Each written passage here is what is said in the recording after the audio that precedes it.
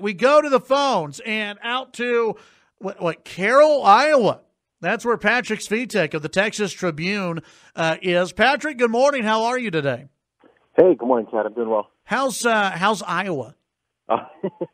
It's great. A little colder than it is in Texas right now, probably. Yeah, I would think so. So you're following. It's Julian Castro who's campaigning in Iowa right now, correct? Yeah, that's right. This is actually his first trip to Iowa as a declared candidate. He's been here a number of times in the lead up to his official announcement last month, but this is his first trip here actually as a official candidate.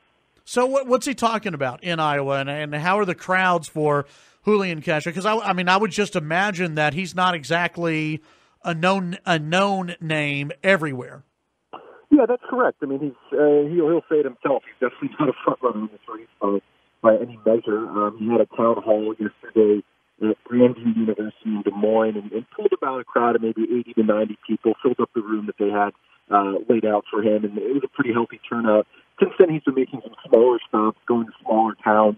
The crowds have been much smaller, but that's been a result of just how remote some of these towns that he's been going to have been. And he's bringing this message that may be familiar to some folks who followed the Senate race in Texas last year, but he's talking a lot about going to places that Democratic presidential candidates haven't gone, whether it's going to all 50 states, which he's promised to do, or whether it's even within states like Iowa, going to communities that don't typically get attention from presidential candidates, or at least don't get attention this early in the process in a place like Iowa. And so he's actually on this trip making a number of stops in northwest Iowa, which is traditionally known as a more conservative part of the state.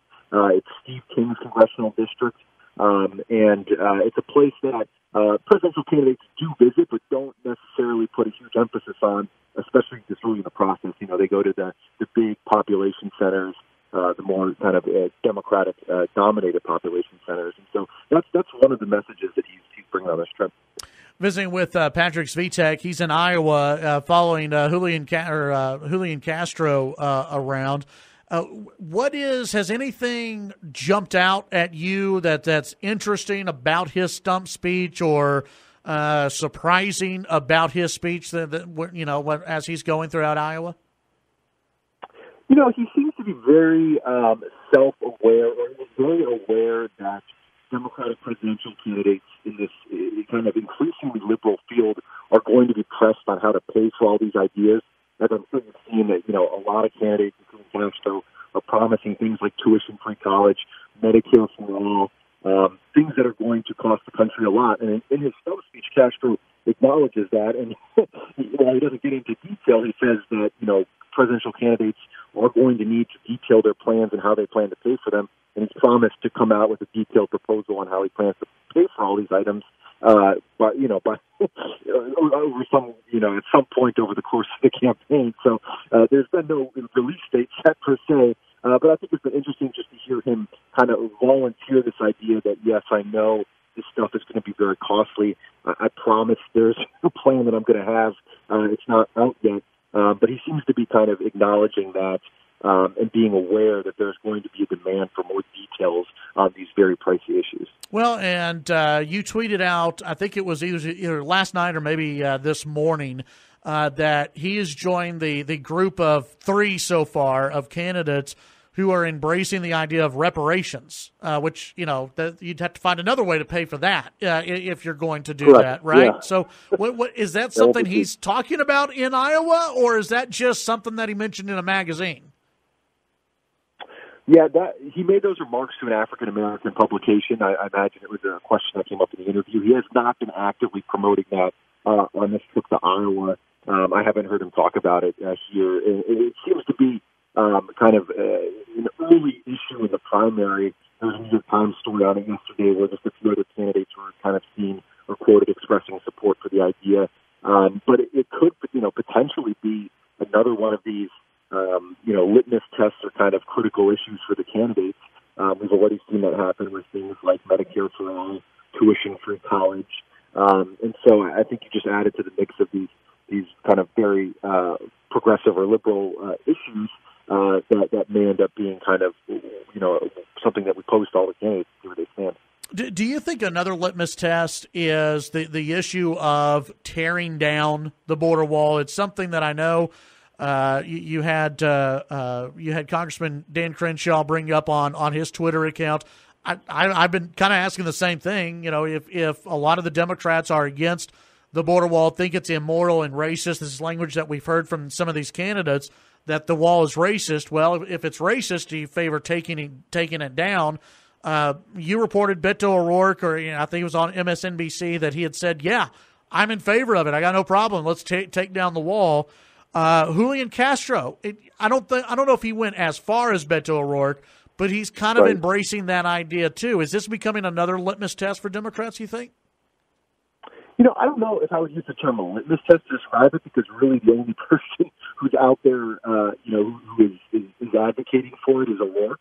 And he kind of was the one who sparked this discussion when he said that he would take down the existing border wall, specifically in El Paso.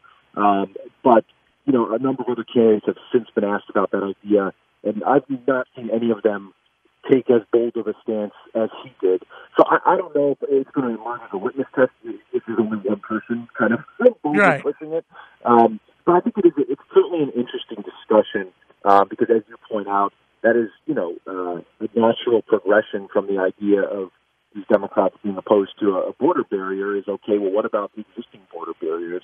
And I think Trump, in some ways, I mean, we talk about, obviously, O'Rourke made that comment in the MSNBC interview, but Trump, in some ways, I think, blew this whole issue open when he went to El Paso and really forced the discussion about the border barrier in El Paso. Now, he certainly has made some misleading and false claims about the crime data surrounding the construction of that border wall. But I think that this whole discussion over existing border barriers really kicked up a notch when he went to El Paso, and also elevated Beto O'Rourke at the same time. Yeah. Speaking of Beto O'Rourke, there's like this mysterious extra 30 minutes that is going to air on Oprah's channel.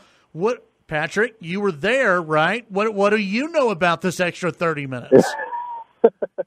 Well, I was there. I don't know exactly what the extra 30 minutes that's being promoted right now, but I was there for the entirety of the interview, and there was no presidential announcement that was buried in there that was embargoed or anything. The biggest news from that interview was what was reported at the time, was that he gave himself this end-of-month deadline. So Oprah's just trying to promote. That's what she's doing. Right.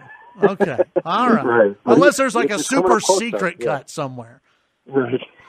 Patrick, we've only got about 2 minutes left. What are some of the big topics coming out of the legislature this week? Yeah, school finance is a huge topic this week. Obviously an issue that state leaders are prioritizing along with property tax reform.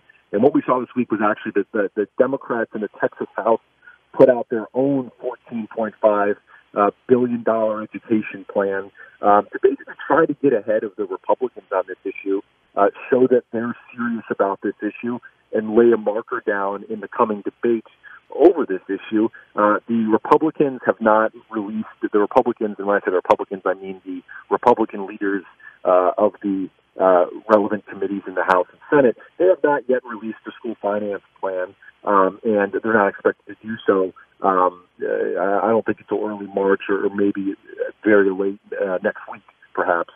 And so the Democrats trying to get ahead of them on this. Their plan has much higher price tag than anything that the Republicans are talking about. And even after the Democrats released their plan yesterday, after Democrats released their plan yesterday, the Republican House Speaker, Dennis Fine, said, look, thank you for your work on this, but the House is going to ultimately rally around the plan that comes from the leaders of the two education committees, or at least from the House Public Education Committee. And so there's, not an appetite in leadership to, instantly adopt what the Democrats are proposing here. Patrick Svitek, TexasTribune.org. Thanks for your time, Patrick. We'll let you get back to Iowa. Thanks so much. Appreciate it.